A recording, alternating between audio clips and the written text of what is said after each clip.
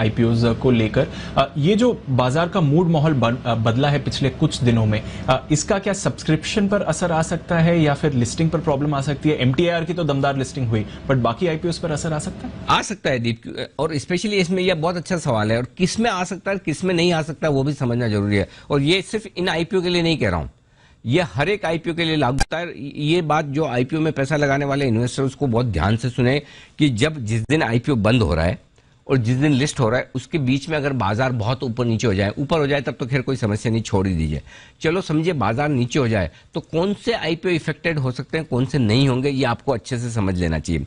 जब अगर बाजार भाग गए तब तो ठीक है, संभावना पूरी के ऊपर हो। लेकिन अगर कोई भी कंपनी ऐसी स्पेस में से है जहां पर 50 लिस्टेड कंपनियां हैं, ठीक है, तो फिर वहां पर असर आएगा ही आएगा। मसलन कल्याण ज्वेलर्स, फर्ज करें कि निफ्टी 500-700 पॉइंट गिर गया। अब कल्याण ज्वेलर्स जैसी ज्वेलरी वाली कंपनियां बहुत सारी लिस्टेड है, और अब तक एक टाइटन को छोड़ दें तो कोई ज्वेलरी वाली कंपनी ने कोई बड़ी वेल्थ तो बनाई नहीं है कि जिसमें ज्वेलरी वाली, इंक्लूडिंग टीबीजेड की, जिसमें लोगों के बड़े पैसे बन गए 10, 15, 20 साल लगाकर। अभी तक का किसी ज्वेलरी कंपनी का कोई ट्रैक रिकॉर्ड ऐसा है नहीं जहां मोटा पैसा बनाओ, एक्सेप्ट एक आपका टाइटन छोड़ दीजिए। तो फिर ऐसे में अगर बाजार खराब हो गया तो क्या कल्याण ज्वेलर्स अलग हो सकता है? इसका जवाब होगा ना, तो वहां पर नहीं। लेकिन क्या नजारा अलग हो सकता है? जी हां, क्योंकि वो अपने आप में अलग तरह का बिजनेस है। तो जो यूनिक बिजनेस मॉडल है वहां पर आपको मार्केट के 5-7 दिन के फॉल से डरने घबराने की। केमिकल वाली कंपनियां हुई तो केमिकल वाली कंपनियां क्या अपने आप में अकेली हैं? जी नहीं, 50 हैं। तो फिर वहां पर इंपैक्ट आ सकता है।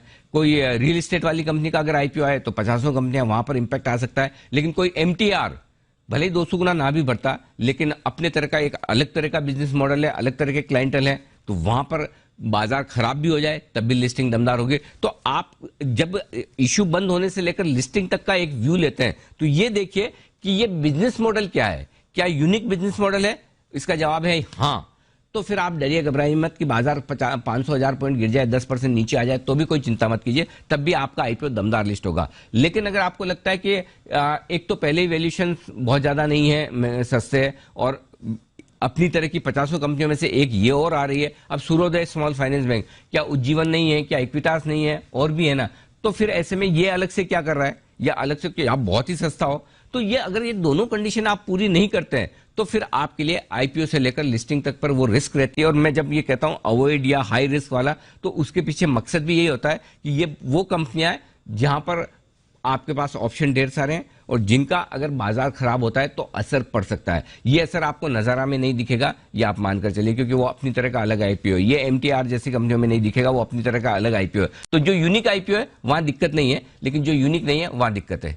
तो ये समस्या आपके साथ हमेशा रहेगी। आईपीओज की बौछार है सर, 3 एक्टिव आईपीओज हैं, आज ये चौथा खुल रहा है और 2 कल भी खुलेंगे।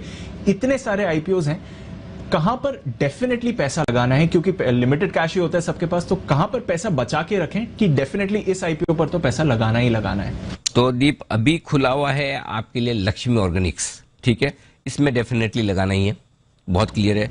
अनुपम रसायन में छोटे लिस्टिंग गेन के लिए आप और लॉन्ग टर्म के लिए रिस्क लेने के लिहाज से लगाना चाहें तो लगा लीजिए, वो भी ठीक है। लक्ष्मी तो पक्का लगाना है, इसमें कोई डाउट नहीं है।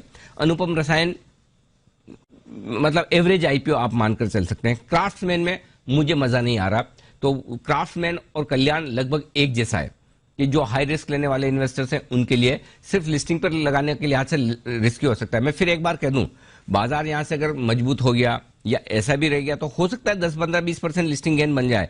मेरे लिए लिस्टिंग गेन का मतलब 25% प्लस है। अगर 25% तक का लिस्टिंग गेन मिलता है तो वो मैं उसको बहुत अच्छा नहीं मानता। कम से कम 25% तो चाहिए ही, नहीं तो आप रिस्क लेते हैं, कल को मार्केट खराब हो, कुछ भी हो, तो वो अगर आपको 20%, 15% ऊपर हो गया और फिर आपको ये लगा अरे हम तो लगा लेते तो ठीक था, तो वो आपका कॉल है। मेरे लिए 25% मिनिमम लिस्टिंग गेन चाहिए तो ही मुझे अच्छा लगता। तो उस लिहाज से क्राफ्टमैन और कल्याण दोनों फिट नहीं होते हैं। अब आ रहा है नजारा। नजारा पक्के तौर पर लगाने का रहेगा, क्योंकि अब तक जो मैं पढ़ाई कर चुका हूं नजारा के बारे में, और कल हम इस पर पूरी विस्तार से राय देंगे। तो नजारा के लिए आपको पैसा बचा कर रखना चाहिए। और दूसरा है सूर्योदय, वो भी कमोबेश इसी तरह का आईपीओ है जो क्राफ्ट्समैन, कल्याण जैसा कि जहां बहुत तगड़ा एक्शन हो, मुझे संभावना कम दिखती। तो अगर आप मुझे चॉइस के तौर पर पूछेंगे कहां लगाना चाहिए, नजारा, लक्ष्मी ये दो पक्का लगाना चाहिए, और अनुपम में आप थोड़ा बहुत सोच सकते हैं लगाने के बारे में, बाकी 3 में मजा नहीं है। अच्छा सर, अब आईपीओ के डिस्कशन पर आते हैं और ढेरों सवाल है मेरे पास आपके लिए। सबसे पहले तो आज जो आईपीओ खुल रहा है उस पर राय दें, कल्याण ज्वेलर्स, पैसे लगाएं या नहीं?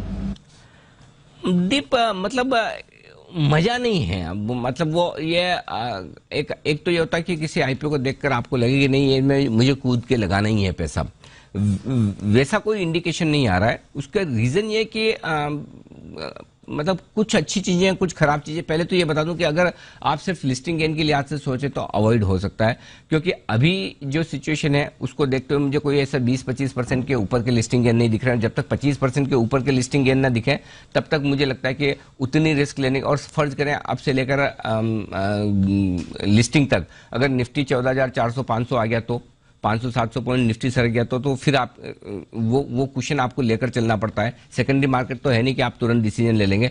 तो मेरा ये मानना है कि आप इस आईपीओ को अवॉइड भी कर सकते हैं, स्किप भी कर सकते हैं, लेकिन फिर भी जो ब्रांड है, जो कुछ अच्छी बातें हैं, उनको देखकर अगर आपको पैसा लगाना ही है तो पहली चीज, आप हाई रिस्क टेकिंग कैपेसिटी वाले इन्वेस्टर हैं जिनको ज्यादा, और अगर लिस्टिंग पर थोड़ा ऊपर नीचे हो जाए या आपको ज्यादा लंबे समय तक होल्ड करना पड़े तब भी आपको चलेगा, तो ही आप लॉन्ग टर्म के लिए पैसा लगाएं। अदरवाइज बहुत अट्रैक्टिव हो वैसा नहीं है। पहले मैं अच्छी बातें बता दूं, कंपनी की ब्रांड बहुत स्ट्रांग है, ब्रांड एम्बेसडर अमिताभ बच्चन खुद हैं, लंबे समय से हैं, नाम है कंपनी का, इसमें कोई डाउट नहीं है। ट्रैक रिकॉर्ड जबरदस्त है, प्रोमोटर्स को 40 साल से ज्यादा का एक्सपीरियंस है, और जनरली इस बिजनेस में एक ट्रस्ट और एक्सपीरियंस और लंबे समय बिताने की अपनी वैल्यू होती है, वो कल्याण ज्वेलर्स के पास है। तो कई सारी चीजें अच्छी हैं, ग्लोबल प्रेजेंस है हिंदुस्तान में, हिंदुस्तान के बाहर, और स्पेशली दक्षिण भारत में तो अनडिस्प्यूटेड लीडर है। तो बहुत सारी अच्छी चीजें भी हैं कंपनी के पास में जो आपको दिखती है, लेकिन प्रॉब्लम यह कि इन्होंने वैल्यूएशंस के लिहाज से महंगा किया है।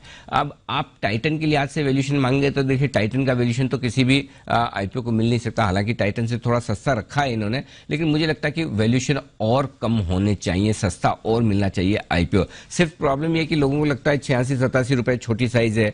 सवाल ये नहीं है, आप इक्विटी देखेंगे, इक्विटी बहुत भारी भरकम बड़ी, और इशू के बाद मार्केट कैप लगभग 9,000 करोड़ पहुंचने वाला है। तो मेरा ये मानना है कि 86-87 रुपए की जो प्राइस है वैसे देखने में आपको छोटी दिखेगी, लेकिन इसे थोड़ा और नीचे किया जाता तो वैल्यूएशन अच्छे होते हैं, तो इन्वेस्टर्स के लिए पैसा बनाने का मौका मिलता है। दूसरी जो सबसे बड़ी बात है, फाइनेंशियल उतने इंप्रेसिव है नहीं, कर्ज बहुत ज्यादा है कंपनी पर, और वो कर्ज कम करने का कोई ठोस प्लान नजर नहीं आ रहे। थोड़ा बहुत पैसा जो आईपीओ से आएगा उससे कर्ज कम करेंगे, लेकिन अब भी हाई डेट पर है और डेट कॉस्ट बहुत ज्यादा है। अगर यही कर्ज कम कर ले कंपनी तो इनकी बैलेंस शीट बहुत खतरनाक तरीके से अच्छी हो सकती है।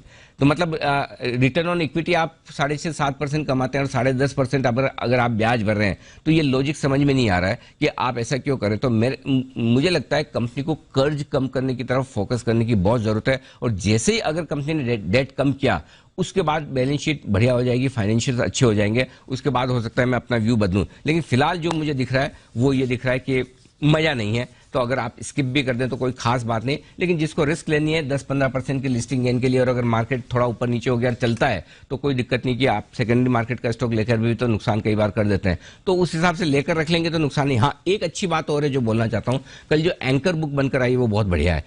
गवर्नमेंट ऑफ सिंगापुर जैसे बड़े इन्वेस्टर्स ने अच्छा पैसा डाला है, तो एंकर बुक तो ठीक है, लेकिन फाइनेंशियल्स वीक है इन दोनों के बीच में। तो मेरा ये मानना है कि जब तक मुझे बड़े लिस्टिंग गेन न दिखते हो, मेरे पास चॉइस बहुत है ना, वहां लगाएंगे।